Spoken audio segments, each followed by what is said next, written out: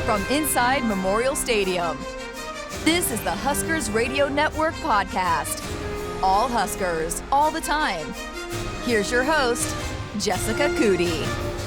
Welcome back into our Huskers Radio Network podcast. I'm Jessica Coody, and so very, very excited for today's guest, one of the newcomers to Husker volleyball, but certainly not a newcomer to college volleyball, All-American, middle blocker, transfer from Penn State, Kaitlyn Hord. Thanks so much for spending some time with us. Of course. Thanks for having me. Well, how's it going? How you settling in? It's been good. It's been a big change, but in a good way. So very happy, very thankful to be here. What have been some of the big changes that have taken place for you? Well, I mean, I've just been at Penn State for 4 years. I kind of grew up there, so anything is a change from that. Right. But yeah. So what's it been like working with the team? I know you guys can't have team workouts right now, but doing a little things on your own. What's been going on for you guys right now? Yeah, it's been awesome just getting to know the girls all over again. From a different perspective. They're no longer the enemies anymore. They're my teammates now, but we've been doing lifts in the morning every day except for Wednesdays, which is yoga days, and then we do open gym after that. So, yeah. Hot yoga. We were talking before we started recording. Hot yoga. You a fan of that? Off and on. It's not really strenuous yoga. It's like stretches more for recovery and getting mobility, so not too bad. Is that a John Cook idea, hot yoga? I believe it is, yeah. He actually did one session with us, so that was pretty awesome. Oh, that's fun. Yeah. Well, take me back through, you decided to transfer, what went through that decision process when you thought, I want to play my last year somewhere else? Yeah, so I've loved volleyball ever since I started, and going to Penn State was like a dream come true, but unfortunately I kind of fell out of love with the sport, and so I want to play as long as I can, and the next step for me is definitely going to play overseas and maybe Olympics. But before I go to a foreign country, I want to make sure that I'm happy and that I'm enjoying what I'm doing. So I thought maybe I should fall back in love with the sport and then take my chances out in foreign land. So that's kind of where my head was at. So when you entered the portal, and you could have gone anywhere, when you picked Nebraska on an official visit, did you have any inclination at all when you're about to go on all these official visits? I know you didn't take all of them. Yeah. Did you have any leaning one way or another, or were you completely going into it open-minded? I mean, I won't lie. I actually was at the Final Four tournament, and so seeing Nebraska play and seeing just how genuine their reactions were after every play, like how excited they got for each other, that definitely kind of sparked something in me. I was like, wow, that seems really awesome to be a part of. And so I kind of had that in the back of my mind through the entire process, but for the most part I was like, I'll go anywhere as long as I feel like this is the right decision for me and I think I can be happy. So yeah. So you come here and you immediately fall in love. What was it the second you got here? Was it something that happened? Yeah. Was it the whole thing? How did you fall in love with it? I mean, it's really hard to put into words, but it's kind of more like a feeling, like very genuine again. I didn't feel like they were trying to sell me anything. I believed everyone, and so I just acted on it, and I said, I'm coming here, and canceled all the rest of the visits, so the rest is history. A lot of people wouldn't do that. They would take their time, and even though they felt like this was right, they'd still go visit and see everything else. Why did you make the decision, okay, I'm done, this is it for me? It just kind of felt right, I was actually hanging out with the girls and just loved seeing them interact, and I was like, guys, is it okay if I come here? And they're like, yeah, and then we all started jumping up and down, so it was super awesome. I just had to act on it. I didn't even tell my parents, but I went back to the hotel and was like, I did it, and my mom was like, I thought you would. So, was it weird at all? Because, I mean, Penn State, Nebraska volleyball have such history and rivals and all of that. Was it weird at all, going through that process with someone that's been a rival? I mean, not like you would think so. I kind of put all of that out of my mind and just said, I'm going to start over and not hold any grudges. Like when I was younger, I remember saying, I'm not going to play for a school that's red because where I'm from, like the red schools were the enemy always. So like silly things like that. So this was a more mature decision, and I had things that I was specifically looking for, and I think Nebraska checked all those boxes. It's awesome. So, I wanted to go back to your background, and you started playing volleyball late. You were late into the sport. You're a basketball player. So can you take us through that and how you got into volleyball in the first place? Yeah, so I actually played basketball in like a co-ed league my last year of basketball with boys and girls. So that was fun. And then I did just girls, but it was a lot of physical contact for me. And sometimes when the competition is high and my emotions get high, I don't like to be touched too much. So I was just like, basketball is not really for me. So I kind of took a break from sports 8th grade year. And then when I got to high school, I was actually like on a tour for my high school. And while we were walking through the hallways, we ran into the volleyball coach. He's like, you should try out. I'm like, okay, sounds fun. And so I tried out and just kind of clicked. Wow. It wasn't very good. I was going to say, were you good? No, not at all. Took me forever to learn how to actually do the approaches and remember that you actually have 3 contacts, because every time I'd get the ball, I'd just kind of send it over right away. So it took a long time, but I'm here now, so it worked out. So when did it click? When did you think, okay, I'm pretty good at this? I would say my sophomore year in volleyball, maybe. So like 15. I think my first season in club, 15. So I remember just going through one camp. I think it was my first camp, and it was actually my first club coach. She said something. She's like, you have the chance to go to the Olympics if you keep at this. And I was like, man, I just started, and she said that. So that kind of clicked in me, and I was like, how high of a level can I really get to? So that's always kind of been back in my mind, trying to achieve. Wow. So your dad was a big basketball player, played at Kentucky, was drafted in the NBA.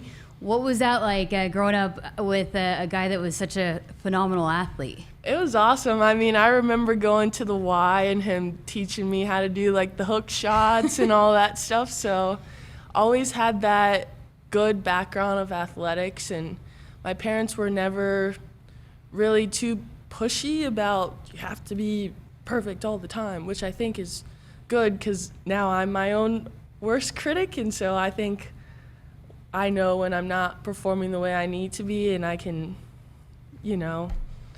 change when I need to. So I read an article that he had said about you that you've always been a hard worker, that he never had to push you very much, but I saw where he had said that for you to write down goals, and you had goals that you wrote down. Is that something that you still do? Yeah, I mean, I don't have them written down because they're up here, kind of engraved in my mind now, but he always taught me, like, think about your goals either before you go to bed or when you wake up, so I still do that. So how much did, him being a high-level athlete help you become the high-level athlete that you are? It definitely inspired me, just seeing what he was able to accomplish makes me want to do the same thing and see how high I can get and what level I want to compete at. So when you told him that, hey, I'm going to switch to volleyball, I'm not going to play basketball, what was that conversation like? I told my mom first, because I was like, I don't know how he's going to take it. He definitely didn't take it well. He was a little mad, but I think once he saw how much in love with volleyball I was, he was kind of like, yeah, this makes sense. So is he a big volleyball dad now? Still learning, but yes, yeah. We talked to a couple football players. It seems like people that play basketball, some of that footwork transfers over into sports. Have you found that growing up with a basketball background has played into you as a volleyball athlete? Definitely, yeah. I think it's helped my lateral movement, because there's like a lot of shuffling in basketball, and so I think that's one of my better skills in volleyball, is I'm able to move one side or the other a lot faster or smoother than some others. I saw you posted a picture. You were, I think, was it a karate, taekwondo? Oh yeah. On your Instagram? Yeah. So basketball not the only sport you did growing up. I did karate for 6 years, and then this past semester, to kind of stay in shape, I actually took up kickboxing too. Oh, So wow. that brought a little refresher from the olden days of karate back. So How'd you get into karate? Something my dad did when he was younger, and he was kind of saying, like, it's going to help you with your footwork if you do decide to play sports later, and it's also good to know self-defense as a kid, just in case, you know. Absolutely. Yeah. Did you break all the boards and stuff? Trying to. I didn't have much muscle back then, so that was a little tough, but yeah. That's awesome. So when you come here and you start kind of getting involved with the team, how did you approach, knowing you knew a few players, but knowing that you needed to kind of get in and get to know these players, how did you approach coming into this team? Honestly, felt like a freshman all over again. I was kind of like, wow, this is crazy. Like, I'm the new person on campus. I don't really know where anything is, don't really have somebody to come in with. So it was a little bit tough, but some of the girls kind of saw that and were like, we want you to be a part of this team. Like, we're happy you're here. So that definitely helped out a lot, just knowing that they genuinely wanted me to be there. So you played with Kenzie Knuckles, right? Mm-hmm. And against Nicklin? So me and Nicklin, well, against Kenzie too, because Okay. we were all on like rival club teams.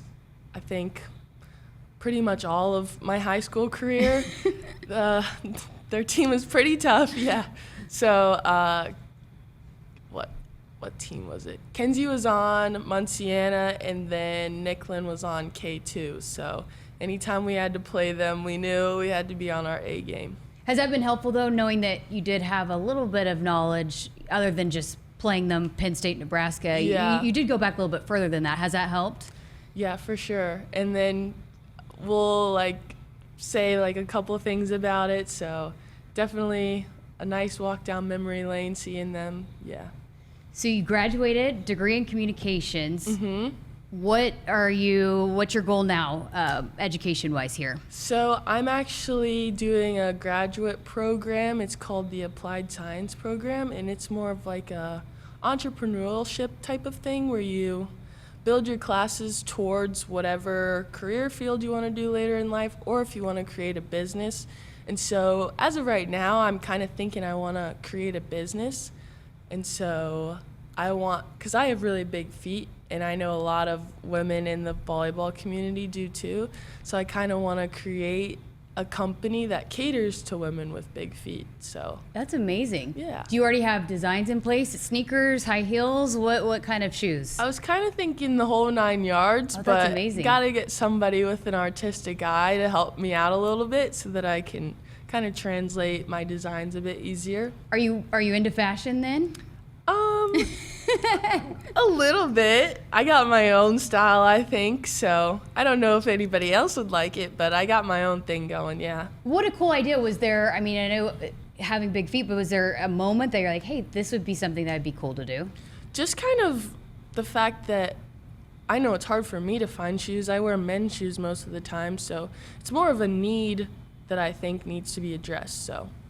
And then what about, the NIL opportunities here? How much has that been exciting for you to tackle here? Yeah, that's definitely super exciting. Nothing in the works yet, but hopefully I'll get a little something going, so yeah.